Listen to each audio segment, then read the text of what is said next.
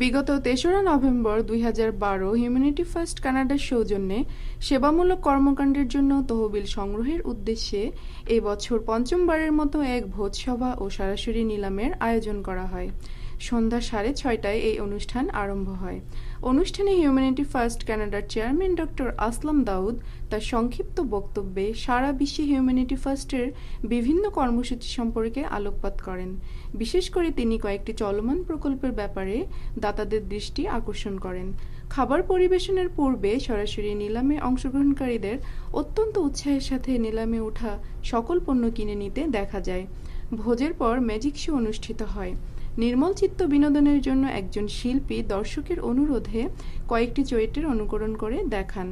পরিশেষে অনুষ্ঠানের সমন্বয়কারী জনাব মনসুর আঞ্জুম সেবামূলক কাজে সহযোগিতার জন্য উপস্থিত সবাইকে ধন্যবাদ জানান। সর্বমোট ৪০০ জন উক্ত ভোজসভায় অংশগ্রহণ করেন এবং এর মাধ্যমে হিউম্যানিটি ফার্স্ট $৩০,০০০ অধিক সংগ্রহ করতে সক্ষম হয়। MT international news, Calgary, Canada.